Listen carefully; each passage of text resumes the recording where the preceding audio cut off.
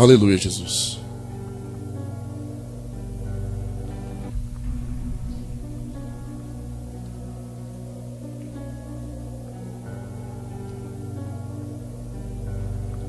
Pai do Senhor a todos. Que maravilha poder adorar o Senhor, irmãos. Bem, hoje vai ser o início de uma série de mensagens que eu estarei ministrando aqui sobre o final dos tempos. Os amados não veem muito eu falando sobre isso, não é verdade? É verdade ou não é? Eu não lembro de ter pregado sobre isso aqui assim, tão recentemente não. Mas as circunstâncias, não é, o que tem acontecido hoje no mundo tem nos levado também a refletir um pouco mais sobre essas questões. E eu tenho percebido que em vários segmentos dentro do cristianismo existem muitos sofismas, né? Muitas falsas ideias, muitas ideologias até fora do contexto bíblico sobre essa questão da vinda, do final dos tempos, da vinda de Jesus. Eu gostaria de estar trazendo algumas questões aqui. Hoje vai ser uma ministração um pouco mais introdutória, porque no próximo domingo eu estarei entrando um pouquinho mais a fundo. Como eu sei que o tema é complexo e bastante comprido, não é? Que é muita coisa para se falar, não tem como eu finalizar isso hoje. Se eu fizer uma coisa dessa, até eu vou sair doido daqui. E a intenção não é essa, não é? Eu quero sair com mais entendimento, quero que o Senhor edifique minha vida e edifique a vida dos amados também. Espero que na próxima semana os amados, sabendo disso, se empolguem um pouquinho mais para ver, porque eu não vou ficar repetindo nada não. Então a gente vai começar aqui numa introdução. E hoje eu queria mais tirar algumas ideias que geralmente a gente tem. O texto que a gente vai usar como base, os textos na verdade, vamos usar a primeira carta de Paulo aos Tessalonicenses, capítulo 4. E também vamos ler também a segunda carta. Eu quero ler esses textos porque eles são bastante expressivos, não é? São textos doutrinários também. E é muito bom para o nosso entendimento e a gente desenvolver a partir desses textos aqui. Aí cada domingo vai ser alguns textos diferenciados para a gente estar expondo um pouquinho sobre aquilo que a palavra do Senhor tem a nos dizer, nos ensinar. Mas vamos ler o texto primeiro, né? Primeira carta de Paulo aos Tessalonicenses, capítulo 4. Eu vou ler a partir do versículo 13, para a gente ficar um pouco mais contextualizados. Depois eu faço uma explicação básica sobre as cartas aqui e a gente entra no tema. 4 a partir do 13 até o 18. Amém? Diz bem assim: não quero, porém, irmãos, que sejais ignorantes acerca dos que já dormem, para que não vos entristeçais como os demais, que não têm esperança. Porque se cremos que Jesus morreu e ressuscitou, assim também aos que em Jesus dormem, Deus os tornará a trazer com ele. Dizemos-vos, pois, isto pela palavra do Senhor, que nós, os que ficarmos vivos para a vinda do Senhor, não precederemos os que dormem. Porque o Senhor, o mesmo Senhor, descerá do céu com alarido e com voz de arcanjo e com a trombeta de Deus, e os que morreram em Cristo ressuscitarão primeiro. Depois nós, os que ficarmos vivos, seremos arrebatados juntamente com eles nas nuvens, a encontrar o Senhor nos ares, e assim estaremos sempre com o Senhor.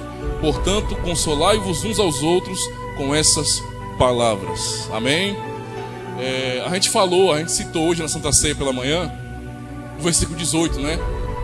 Para a gente consolar um ao outro com as palavras da esperança da vinda do Senhor. E eu estava explicando que consolação, no nosso contexto aqui, não é dizer para o irmão que Deus... irmão, não fica assim não que Deus vai te curar. Irmão, não fica assim não que Deus vai fazer alguma coisa na sua vida. Isso aí não é consolação coisa nenhuma. Consolação, certo? É entender, é saber que o Senhor Jesus Cristo vai voltar. E a gente deve se consolar com isso. É assim que a gente consola o irmão. Irmão, eu sei que você está passando por uma dificuldade muito grande aí, mas não desanima não. Breve isso vai acabar, meu querido. A gente vai sair, o Senhor vai tirar todo esse sofrimento da gente. Finalmente poderemos estar sempre com o Senhor. Então isso vai ser passado. Então persevera. A gente tem que consolar os irmãos assim. Mas a gente chegando aqui na questão, deixa eu só explicar um pouquinho sobre os Tessalonicenses aqui. Irmãos, esse povo, essa igreja, era uma igreja que era um grande exemplo na fidelidade ao Senhor. Paulo vai tratar disso na própria primeira carta aqui, nos primeiros capítulos, como na segunda carta. E vai mostrar a sua alegria, por quê? Porque aqueles irmãos estavam crescendo muito em amor, em fidelidade, e isso os destacava, na verdade. Mas havia um probleminha. Os irmãos aqui da igreja de Tessalônica, eles eram um pouquinho empolgados, sabe? Eles acabavam se empolgando muito com essa questão da vinda do Senhor, não é? E pensando só nisso. Chegava ao ponto, entenda isso aqui, viu? Chegava ao ponto deles esquecerem da própria vida cotidiana, achando que o Senhor já tinha voltado, ou então ia voltar daqui a 5 minutos, agora. E isso era um pensamento que estava rodeando essa igreja. E esse pensamento, ele chega, sabe como? Como que chegava lá? Por meio de cartas, por meio de profecias, de pessoas que na verdade não tinham parte com Deus, mas se colocavam no lugar dos apóstolos. E a igreja, ouvindo isso, ficava atordoada. Meu Deus do céu, será que realmente Jesus voltou? Se Jesus voltou, eu fiquei. Então havia um desespero. O pessoal ficava agoniado para que o Senhor voltasse logo, ou então com medo, achando que eles tinham perdido. Não é como os dinossaurinhos lá no dia da arca, né? Eita, rapaz, era hoje, olha. Aí os dinossauros ficaram. O pessoal ficava nessa ideia aí.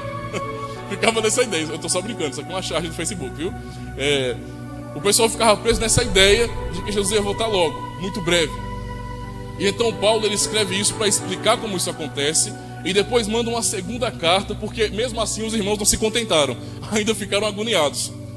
Nesse período, havia muitos outros homens que se diziam apóstolos, que eles compunham cartas e enviavam às igrejas e escreviam o nome de Paulo. Tenta imaginar como é complicado. Paulo é um dos grandes fundadores aqui da igreja. E Paulo está ensinando para o povo. Aí daqui a pouco, o contato, na maioria das vezes, era por carta. Daqui a pouco chega uma carta doutrinária com o nome de Paulo. E os irmãos estavam lendo aquilo ali, ou então ouvindo profecia de alguém, e pensando que perderam a segunda vinda. Não é? Isso é uma questão assim. É uma ideia, não é? Esse negócio secreto, essa coisa imediata, rápida, repentina, que muitas vezes domina a mentalidade da igreja hoje. Não é? Nós temos muitas vezes um pensamento de que, irmão, toma cuidado porque daqui para amanhã ele vem. A gente tem uma ideia muitas vezes desse jeito. E eu quero, desde já, quebrar esse sofisma. Por quê? Jesus fala que nem os anjos, nem os filhos sabem. Em Mateus ele fala sobre isso, mas unicamente o Pai. Ele dá exemplos que ele virá como ladrão. Paulo trata dessas questões aqui. Essa questão dele vir como um ladrão é para aqueles que não são do Senhor. É para aqueles, ele vai tratar disso na segunda carta. É para aqueles que estão andando de noite ou em trevas. Mas nós que estamos no dia, vivendo na luz, não será surpresa, não será algo repentino para a gente. Por quê? O próprio Senhor deixou registrado, ele não marcou dia exato, hora exato, para a gente aqui, não falou para a gente. Mas ao mesmo tempo ele falou que eventos iriam acontecer. E a gente não pode esquecer dos eventos. Porque senão, desde aquele tempo já havia gente que ficava que nem esse povo aqui, agoniado achando que o Senhor ia voltar logo. E então parava de viver, deixava de cumprir com suas obrigações por causa dessa ideologia maluca de que o Senhor ia voltar de rápido e pronto, sem acontecer nada daquilo que ele mesmo escreveu. Existem, nesse contexto de vinda do Senhor Jesus, alguns pensamentos que nós aprendemos, eu aprendi assim também. Eu passei por várias escatologias, várias filosofias, teologias sobre a vinda, e eu percebi que mexer com esse assunto é trabalhoso, porque é muito complexo, não é? A gente não consegue bater o martelo assim. No entanto, nós temos que ter prudência para nos atender ao texto, não é? E esse texto está falando, Paulo está explicando como seria essa vinda. Deixa eu explicar uma coisa para você aqui, porque você aprendeu assim, eu tenho certeza, a maioria pelo menos. Nós aprendemos que a vinda de Jesus, ela se daria em duas fases, não é? E muitos usam esse texto e depois o de 2 Tessalonicenses, capítulo 2, para justificar essa ideia de que Jesus viria em duas fases. Como? Você já ouviu isso em acampamento, em algum canto assim? Primeiro Jesus viria, arrebataria a igreja. Depois se levantaria o anticristo, tribulação. E depois no finalzinho é que o Senhor viria para descer no Monte das Oliveiras, partir o monte em dois. A gente aprendeu muitas coisas desse tipo. Então é uma filosofia que a gente tem no nosso coração. Deixa eu falar para você. E se eu te dissesse que isso não está certo? Talvez se você guardou isso no seu coração durante muito tempo, isso seja uma coisa um pouco chocante. Mas meu dever aqui é expor a palavra e não me preocupar se você crê em A, crê em B, crê em C. O meu negócio é expor a Bíblia. Decisão sua, crê ou não. Tá certo? Vamos entender uma questão aqui. Então, vamos derrubar primeiro essa ideologia. Não tem duas fases da vinda dele. Ele vem e ponto. Tá certo? Ele vem. Como é que você entende isso? Primeiro, você está vendo um texto e Paulo começa a explicar esse texto para a igreja que estava pensando, preste atenção nisso aqui, estavam imaginando que eles perderam a vida do Senhor porque muitos cristãos estavam morrendo aqui por causa de perseguições.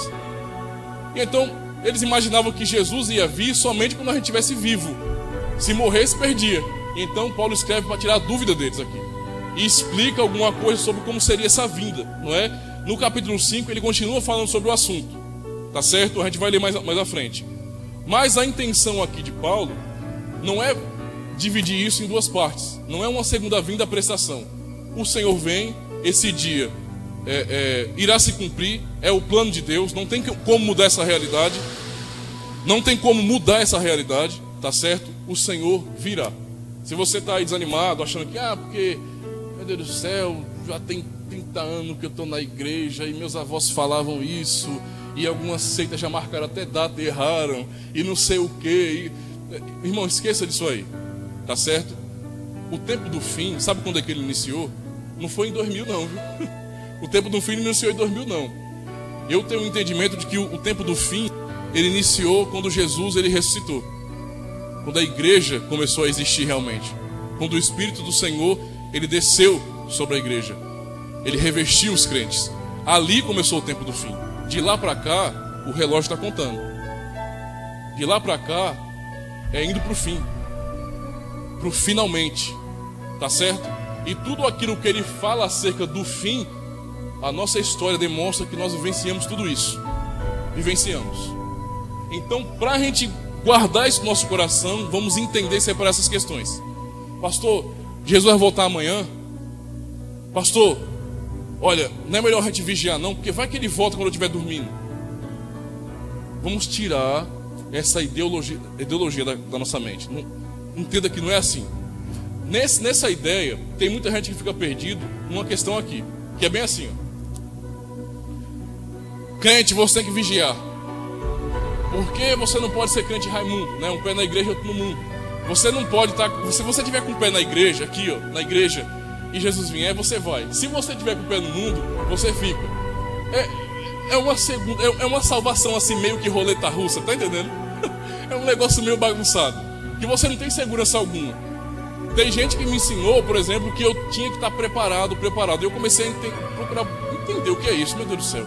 Aí quando falava de santidade, não sei o que, meu Deus do céu, e agora? Estou acabado, porque como é que eu vou saber? Se eu não sei o tempo, não sei nada sobre quando ele vai vir. Ele pode vir hoje, amanhã, daqui a 100 anos, daqui a 1000, daqui a 10.000. Pode vir hoje de madrugada, quando a gente sair do culto. Se isso vai acontecer, e se eu estiver pecando, Jesus? Porque eu peco todo dia, e a sua palavra fala que se eu disser que eu não peco, eu estou me enganando a mim mesmo. Então, tá entendendo? Eu ficava nesse medo, nessa questão todinha. No entanto, o que a gente aprende aqui? Paulo escreveu isso e explicou direitinho. Agora vamos para a segunda parte, para você entender, porque é o mesmo contexto. Ele mandou a carta para a mesma igreja para explicar a mesma coisa para um povo que tinha dúvida. Se essa é a sua dúvida, que hoje o Senhor possa sanar essa dúvida do seu coração. 2 Tessalonicenses, capítulo 2. É só virar um pouquinho a página aí. Capítulo 2. Para a gente entender uma questão importante. Antes da gente começar a ler, está dando para entender, está ficando claro que essa vinda do Senhor, vai, a gente vai, o Senhor vai vir buscar a gente, tenha calma não. Viu? Esse é o ponto principal. É o ponto principal.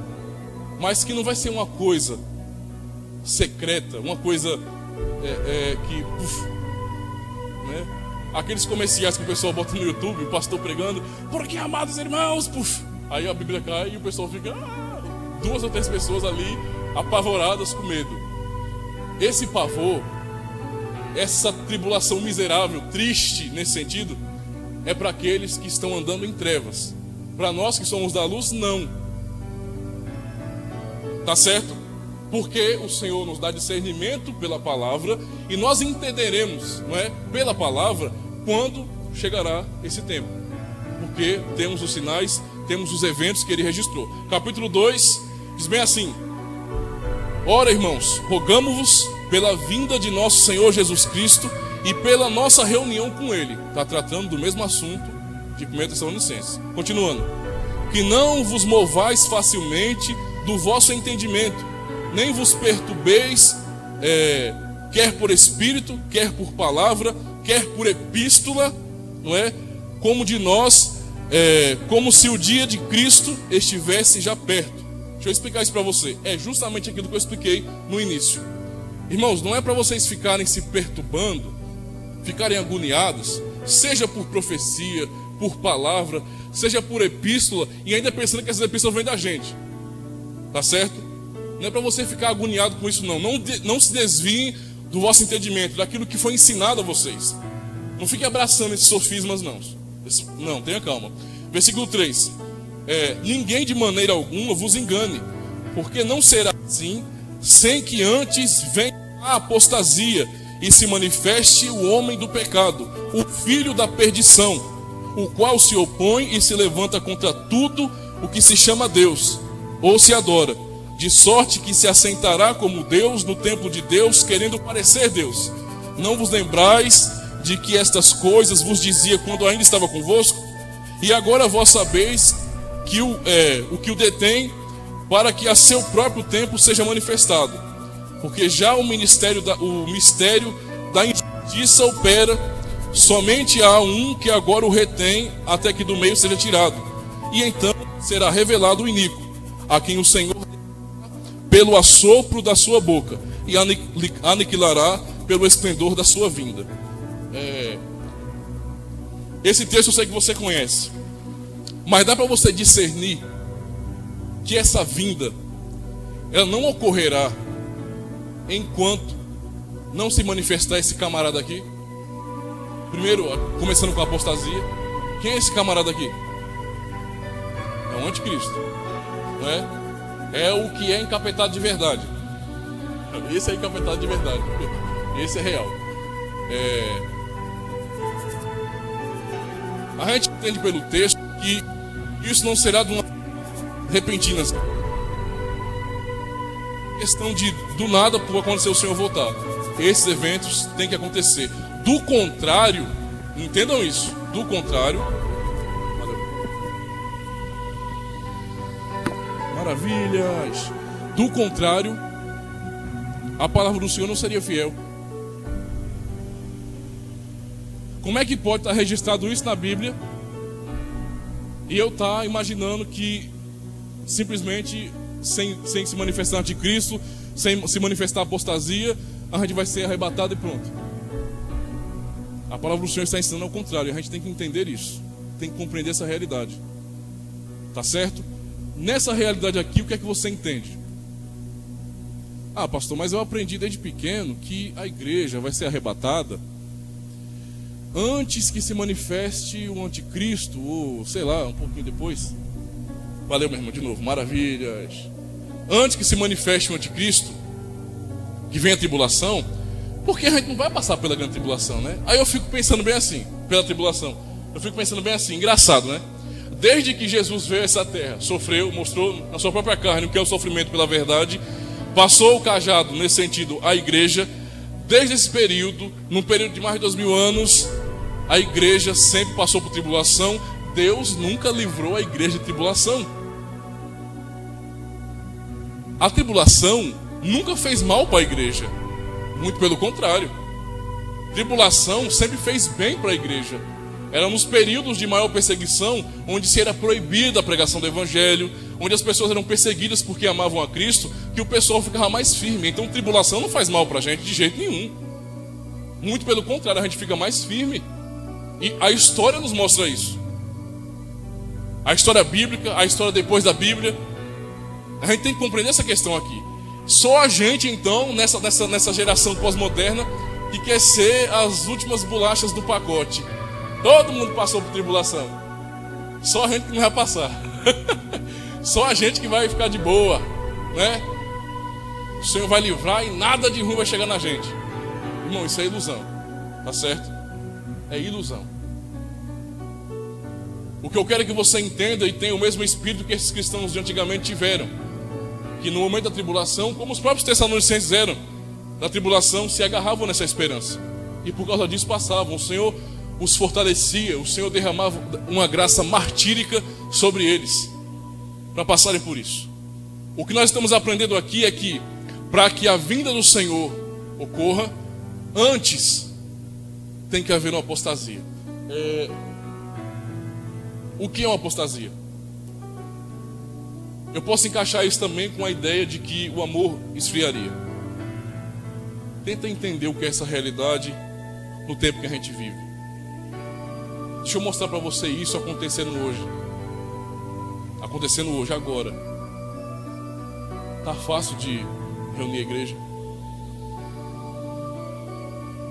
Tá fácil de enxergar jovens, homens, mulheres, sedentos pela palavra, que pregam o evangelho, que tem um Deus acima de tudo. Tá fácil aí? A gente está penando. Presta atenção nisso aí. A gente está penando. Eu posso contar com poucos. Eu só estou dando um exemplo aqui. Tenta imaginar isso globalmente. Em alguns cantos, Deus tem despertado algumas pessoas por meio da palavra. Aqueles irmãos que vieram cear com nós hoje é um exemplo disso. Estávamos numa determinada religião aí, e o Senhor, pela palavra, não foi porque alguém tem uma visão agora saindo da igreja, não. Foi pela palavra. Eles foram despertados pela palavra. Deixou, não. É porque quando tiver um blue a gente melhora. O que acontece? Foram despertados pela palavra, mas isso não é uma coisa fácil hoje. Nós estamos vendo uma falta de amor terrível em toda a sociedade.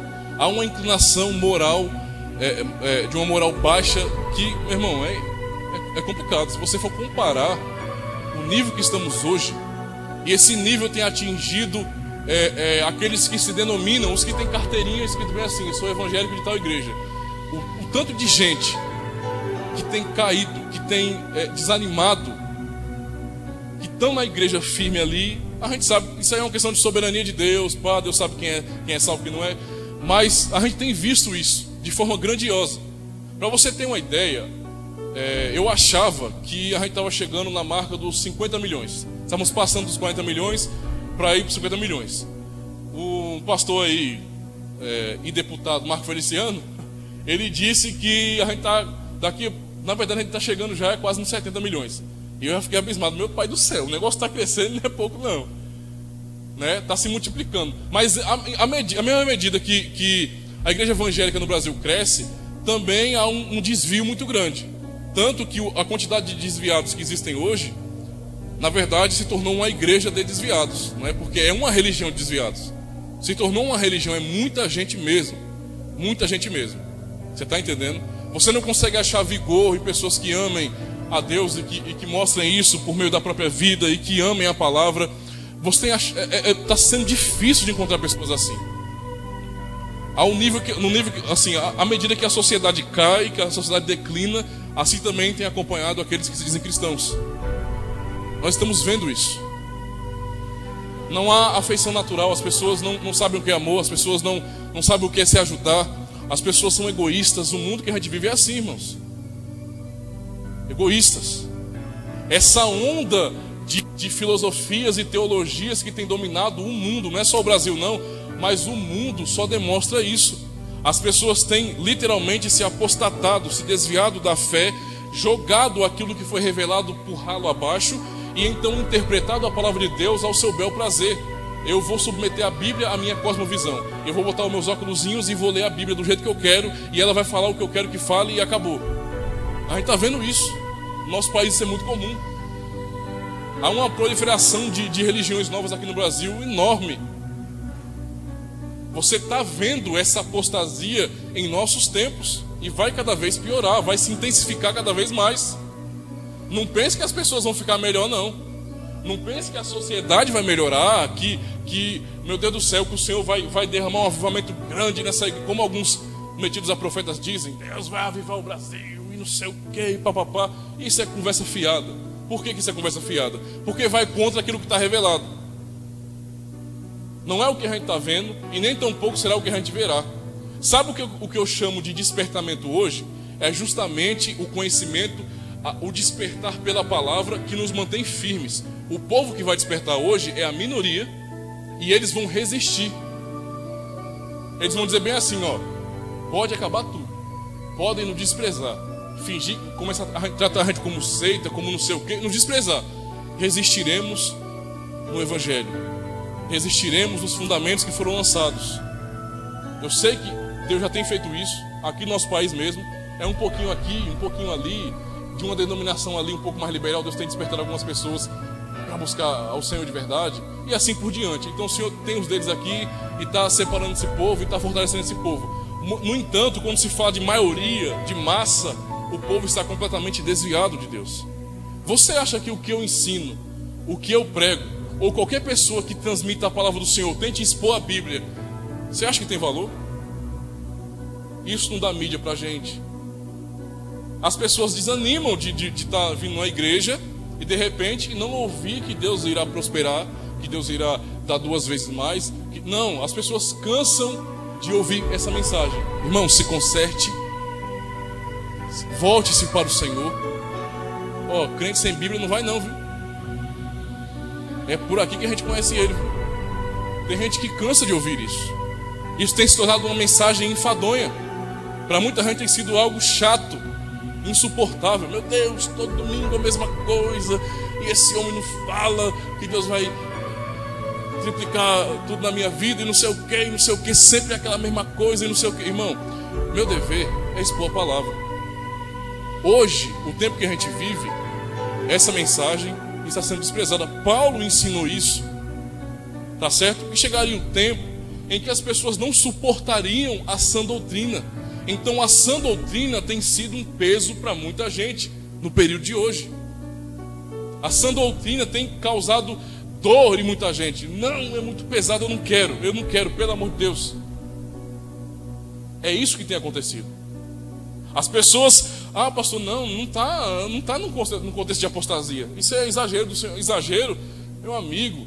As pessoas com a maior cara de pau, misericórdia, mas pegam a Bíblia como se fosse qualquer coisa, como se fosse o livro de algum religioso, de algum homem, e não valorizam o seu conteúdo, não respeitam as Escrituras. Pegam a Bíblia e literalmente, a gente vê isso, irmãos, não tem como negar essa realidade. A gente vê isso na televisão. Pegam a Bíblia e faz realmente de fonte de lucro. Isso é algo real em nossos dias. As pessoas não estão preocupadas hoje, e se isso não for apostasia, eu não sei o que é, mas as pessoas não estão preocupadas hoje com o que Deus tem para falar. Estão preocupadas em moldar a palavra de Deus ao seu gosto. As pessoas têm procurado a Bíblia como aqueles livrinhos da sorte, como uma Bíbliazinha que o pessoal inventou aí, pequenininha, com alguns versículos, uns papéis assim, que você escolhe nas cegas assim, ó, o do dia. Olha, prosperareis. É bom que pegue um dia, vossos filhos do diabo, misericórdia. Tá entendendo? Entenda a questão aqui. É isso que as pessoas têm feito com a palavra. Ninguém está tendo paciência para pegar a Bíblia. Eu vou começar a ler a Bíblia e eu vou começar a analisar como Deus agiu na história, para me conhecer como meu Deus age. Eu vou começar a analisar os atributos de Deus na palavra, para me conhecer o meu Deus, porque afinal eu amo. Não é isso que as pessoas têm feito. A nossa geração tem buscado tudo ao contrário do que eu estou falando. Tem pegado a Bíblia e falado bem assim, hoje eu quero uma mensagem que diga que eu sou um servo fiel. Aí eu vou lá e procuro. Não é? Tem as chaves bíblicas, tem o próprio Google, o versículo que fala que eu sou um servo fiel. Aí, eu sou um servo fiel, olha, eu sou um servo fiel, eu sou abençoado. As pessoas têm feito isso. Se isso não for apostasia, eu não sei o que é. Líderes que se denominam com vários títulos aí, títulos absurdos, malucos, não é? De bispo até camingole, mas apóstolo, pai apóstolo, patriarca, mãe apóstola. Está desse jeito, e a gente acha que isso é normal. Pessoas que deixaram a palavra, a simples revelação de Deus, para criarem atos proféticos. Ao invés do infeliz chegar lá e pregar o evangelho e ensinar, não, ele faz ato profético no estado todo. Ele implanta igrejas espiritualmente no estado todo. Isso é uma tolice, irmãos. Se isso não for apostasia, eu não sei o que é. As pessoas, a gente está vendo literalmente o amor esfriando a cada dia. Não é por isso que nós, entendam isso, não é por isso que nós hoje estamos com a igreja que não tem placa, que está sendo conhecida como a igreja de perto do hospital. Porventura não é por causa disso? Como os amados bem sabem, não é por pedirem que a gente abandone isso aqui, ó. É justamente por isso. Se isso não é apostasia, eu não sei o que é, irmão.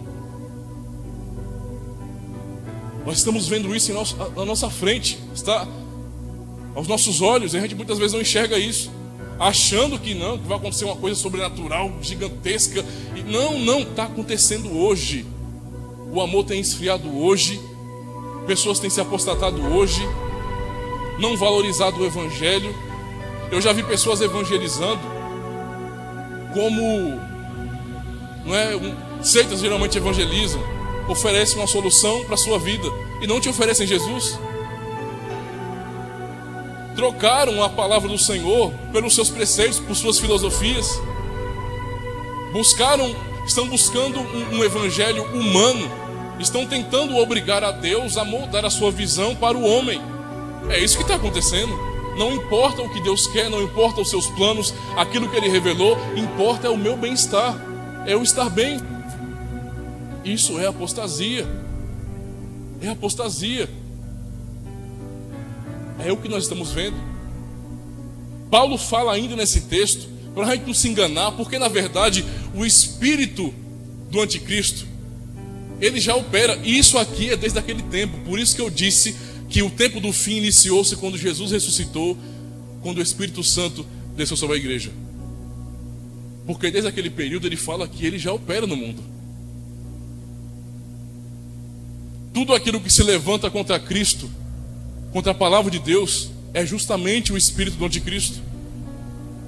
Tudo aquele que nega que o Senhor é Deus, ou que foi homem, como nós somos, é anticristo, é anti-evangelho, é anti-revelação de Deus. E isso é algo comum. Não basta a ideia ecumênica que tem dominado a igreja evangélica a ponto das pessoas pegarem, deixarem, quebrarem a cerquinha. Não, vamos deixar esse negócio desse território marcado não, para ninguém chamar a gente de fundamentalista, para ninguém chamar a gente de separatista. Vamos quebrar logo tudo isso aqui e se misturar com todo mundo mesmo. Vamos fazer um movimento para Jesus. Aí eu vou e me misturo com gente que não tem compromisso nenhum com a palavra, que só quer extorquir dinheiro do povo, que só quer enganar, que só quer negar a fé verdadeira, a doutrina. Pessoas têm feito missão assim. Não, eu não preciso estudar a Bíblia não para fazer missão não. Eu vou assim, pelo amor. Eu chamo isso de apostasia do mesmo jeito. Onde já se viu você pregar o evangelho e fazer missão sem o conhecimento da palavra. Quando você anuncia para alguém que Jesus morreu por ela, que essa pessoa precisa crer em Jesus para ser salva, você está fazendo o que se não for ensinando doutrina? As pessoas têm negado a sã doutrina, não suportam isso. Por quê? Falar isso não é tão animador, né? Tem que falar alguma coisa a mais, tem que prometer alguma coisa. E por causa disso tem um monte de gente frustrada, se desviando e não sei o quê. Essa situação que a gente vive, tá certo? Não se engane, isso tem acontecido. E as coisas vão cada vez piorar. Na próxima semana eu vou mostrar essa realidade, de uma forma um pouco mais aprofundada, para a gente entender como isso tem chegado, essa realidade do fim aqui, viu? De apostasia, diante de tudo isso aí. Como tem chegado por meio da teologia, de várias teologias que têm surgido, por meio das filosofias, por meio da sociologia. É assim que está funcionando as coisas. Eu já falei há um domingo retrasado, estamos em guerra, literal, e muita gente não acorda para isso, porque estamos realmente. Então temos que entender isso. Precisamos acordar, despertar para essa realidade, irmãos. Nós passaremos por situações difíceis. Não iluda o seu coração, não iluda a sua mente achando que isso não acontecerá, que você será livre dessas coisas, porque não será. Nós passaremos, e isso é necessário. O Senhor sempre agiu assim, porque é no meio de tribulação que é revelado quem é e quem não é, que é revelado quem é filho de Deus e quem não é. É justamente nesses períodos. Você está pensando que era todos aqueles que diziam ser cristãos que iam para a cova dos leões? Que iam para os coliseus? Não. Quem era realmente ia, mas muitos negavam porque não eram. Por isso é necessário que essas coisas aconteçam. De alguma forma o Senhor nos purifica por meio disso. O Senhor destaca, faz com que a luz que há em nós, por meio de Jesus, brilhe. É dessa forma. Nós não podemos nos enganar, achando que a nossa vida vai melhorar, vai um tempo de colheita e não sei o quê. Irmãos, isso é ilusão. Estamos caminhando para o fim. Estamos caminhando para a consumação de todas as coisas. Isso é notório. Se você se esforçar para olhar isso, eu só estou falando de coisas simples, porque eu não gosto de chegar em detalhes em escatologia, porque bagunça muito. Mas se você sentir interesse por isso, quiser fazer alguma pesquisa, você vai ver como tantos sinais, como tantas evidências que são incontestáveis. Não é como no tempo de Hitler, que as pessoas pensavam que ele era o anticristo. Não é como naquele tempo. Hitler foi que parecia ser o anticristo por causa da sua época. Mas hoje estamos vivendo um período muito pior do que aquele. Muito pior. A mesma destruição e talvez maior tem alcançado os nossos lares, as nossas vidas. E é por isso que é um esfriamento tão grande. Então o tempo que a gente está vivendo é pior do que aquele ainda. Muito pior. Para mim não tem coisa pior do que esfriamento, não. Do que o camarada vir para a igreja a pulso. Do que o camarada não conseguir cumprir com o horário. Do que o camarada chegar na igreja e, meu Deus do céu, de novo, toda semana esse culto. Toda semana. Todo sábado escola. Meu Deus do céu, quem foi que inventou aquele culto? Eu queria pegar quem inventou aquele culto de quarta-feira. Não é porque é um negocinho ruim. Tem muita gente que é assim, meu irmão. Oração. Misericórdia, bicho. Passar ali 40 minutos orando para ouvir uma palavra de alguém. Aquele abuso toda vez mesmo. Não muda não, não muda não. Tem gente que está vivendo assim. A nossa situação é essa. E a gente deveria acordar para isso. Não lembro do que eu ministrei há 2 domingos atrás sobre Joel, por exemplo. O que tem até a ver com isso também? Há uma frieza grande, há um desviar grande.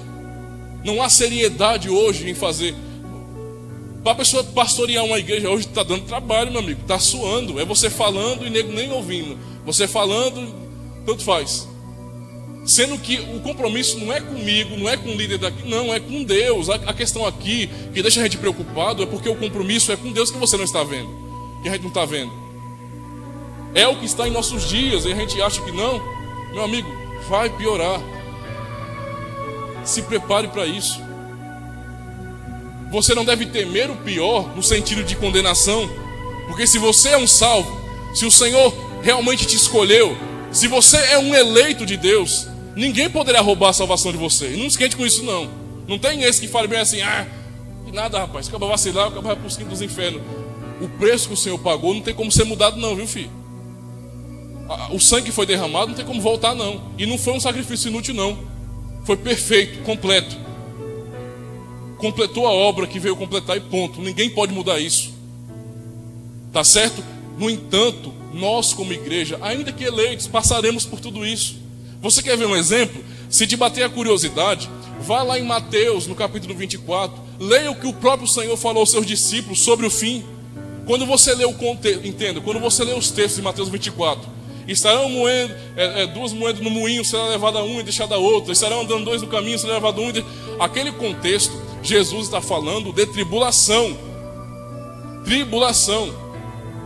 Ele não está antecedendo nada não. Não está falando de nada antes da tribulação não. Ele está falando de um contexto de tribulação. E ele ainda fala mais. Que se aqueles dias não fossem abreviados, nenhuma carne suportaria, mas por causa dos eleitos. Isso é a nossa realidade. E a negada está brincando. Vai chegar o tempo que nós seremos provados. Não pense que você vai fugir disso. Nós seremos provados. E quanto mais rápido você acordar para essa realidade, melhor. Se você despertar hoje, vá orar. Vá buscar a Deus. Senhor, me fortalece, Senhor. Eu preciso do Senhor. Me fortalece para me ficar firme. Para me dizer não. Quando vierem com o mal, quando vierem com a mentira, com a corrupção para cima de mim. Mesmo que isso me custe alguma coisa, mas me fortalece para isso. Derrama uma graça martírica em minha vida, assim como o Senhor derramou na vida de tantos servos do Senhor que foram até o fim, mas não desistiram. Passaremos por isso. Muitos querem não acreditar, tampar os olhos, os ouvidos, não quero ouvir, não quero ouvir, não quero ouvir. Isso é covardia. Simplesmente isso, covardia. Eu quero que as coisas sejam fáceis, pelo amor de Deus, está tão bom assim, para que piorar? Então, é bom que Jesus venha hoje à noite e nada disso aconteça e eu seja arrebatado e pronto, acabou. Nada disso, não, esqueça disso aí. Isso é ilusão. Os textos que eu mostrei para você aqui, não tem como você dividir isso aqui em duas vindas, em duas fases de vinda, não. É simplesmente a vinda do Senhor, caminhando para o fim. Vai chegar o dia, a consumação de todas as coisas, e nós passaremos por isso. Sabe o que? Para você não confundir também, pelo que nós não passaremos? Pelos os cálices de ira que são derramados em Apocalipse.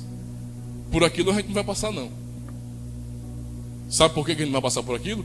Passaremos por tribulação, sim, não é? Mas pela ira de Deus, não.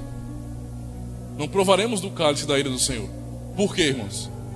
Quem sabe me dizer por quê? Lembra da oração que Jesus fez no Monte das Oliveiras? Pai, se possível for, afasta de mim esse cálice, mas que todavia seja feita a tua vontade, não a minha.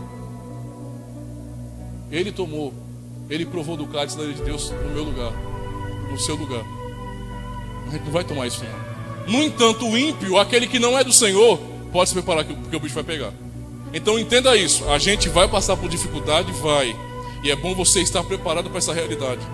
Não é à toa que o próprio Senhor manda a gente vigiar. Apesar de nos alertar e falar que não tem como mudar essa realidade, Ele nos manda mesmo assim vigiarmos. Estamos preparados. Tá certo? Mas ninguém está a escape disso. Só seremos livres da ira do Senhor. Porque não tem sentido Ele me salvar e depois me condenar. Vai entender, tem gente que entende assim, vai entender. Mas não é aquilo que o texto está falando. Hoje é só uma introdução, entenda. Eu só estou dando textos para quebrar algumas ideias, alguns sofismas que permeiam, infelizmente, que rodeiam a igreja, tá certo? Para quebrar essas ideias, para a gente chegar em algumas questões um pouco mais profundas. Deu para entender direitinho? Amém?